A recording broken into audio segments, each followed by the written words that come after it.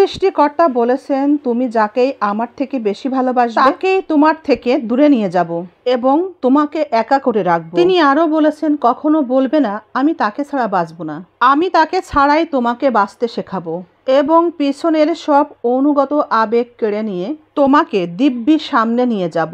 কথাগুলো সত্যি জীবনের সাথে মিলে যায়। আমাদের অনেক ভাইয়েরাই বোঝে না স্ত্রীদের মনটা অনেক নরম, একেবারে শিশুর মতো। সেটা অবশ্য খুঁজে দেখতে হয়, বুঝে নিতে হয়। আর এটা বোঝার জন্যে একটা সুন্দর মন থাকা চাই, একটা পবিত্র চোখ থাকা চাই। বাবা মায়ের সংসারে একটা মেয়ে যতদিন থাকে তখন তার ভিতরে যে ভালোবাসা থাকে সেটা যেমন সুন্দর, বৈবাহিক জীবনে গিয়েও যখন একটা মেয়ে তার স্বামীকে ভালোবাসে, তার সংসারকে ভালোবাসে, সে ঠিক একইভাবে সুন্দর মন নিয়েই ভালোবাসে। মেয়েরা বিয়ের পর নিজের স্বামী, সংসার সব কিছুর জন্যে নিজের জীবন দিতেও প্রস্তুত থাকে। বিয়ের পর অধিকাংশ মেয়েরাই স্বামীকে ভালোবাসে, সংসারকে ভালোবাসে, সকলকে ভালোবাসে জীবন দিয়ে। যে সংসারে থেকে সে জীবনের মায়া করে না, সকলকে এমনভাবে ভালোবাসে, সেই ভালোবাসা থেকে, সেই মায়া থেকেই সে শুধু সংসার করতে চায় না, সে চায় পাশে থেকে সবাই তাকে বুঝুক। সবাই যেমন তার কোনো বোঝা না, সেও যেন কারো কাছে বোঝা না হয়। সবাই তাকে বুঝুক, সবাই তাকেও মানিয়ে নিক। তার যত দুর্বলতা আছে সব কিছুকেই সবাই আলিঙ্গন করুক, আলিঙ্গন করা হোক, আর কষ্টগুলোকে ভাগ করে নেওয়া হোক।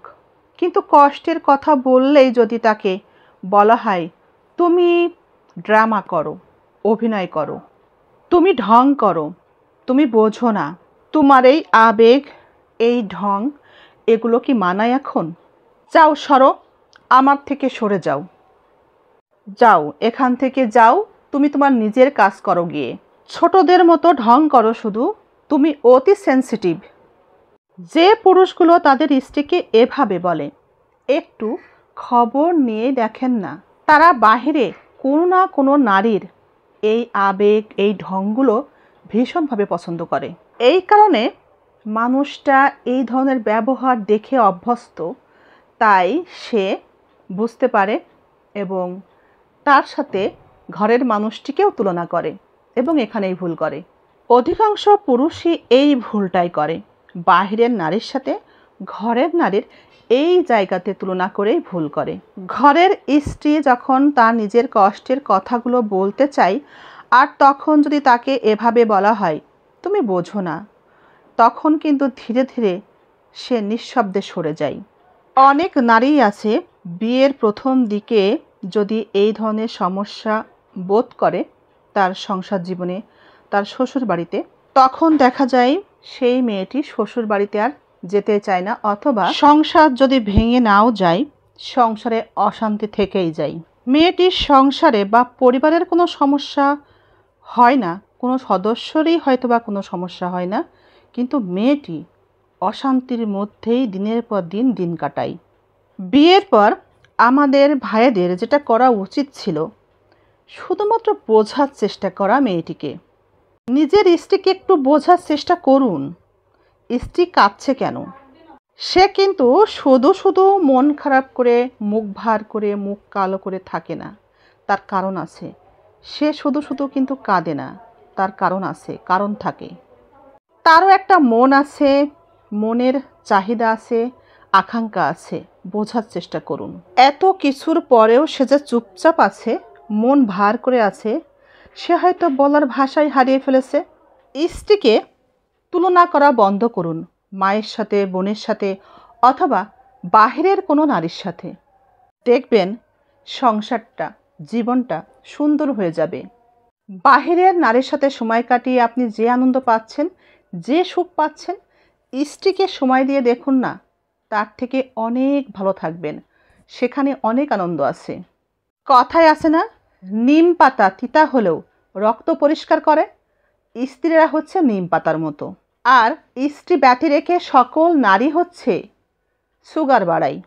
ভাইরা, এটা কিন্তু কথার কথা না, সত্য। সত্যিই সুগার বাড়ায় এবং হার্টের সমস্যা তৈরি করে এই বাহিরের মেয়েরা। সময় দিন স্ত্রীকে মোবাইলের স্ক্রিনে চোখ না রেখে স্ত্রীর চোখের ভাষা পড়ার চেষ্টা করুন। স্ত্রীর ছোট ছোট কাজের স্বীকৃতি দেন। আপনার স্ত্রীর ছোট ছোট কাজগুলোর কৃতজ্ঞতাগুলো তাকে শোনান, তাকে বলুন, তুমি যা করো আমি তা দেখি, তোমার জন্যই আমি অনেক ভালো আছি, দিনগুলো অনেক সহজ হয়, অনেক ভালো সময় কাটাতে পারি। মনে রাখবেন, নীরব অবহেলাও অনেক মজবুত সম্পর্ককেও ধ্বংস করে। প্রত্যেকটা পুরুষ আসলে স্ত্রীকে ভীষণ যত্ন করে, কিন্তু সেই যত্ন যদি বোঝার অভাবে আঘাত হয়ে যায় তবে স্ত্রীদের মন বড় রকমের ধ্বংস স্তূপে পরিণত হয়।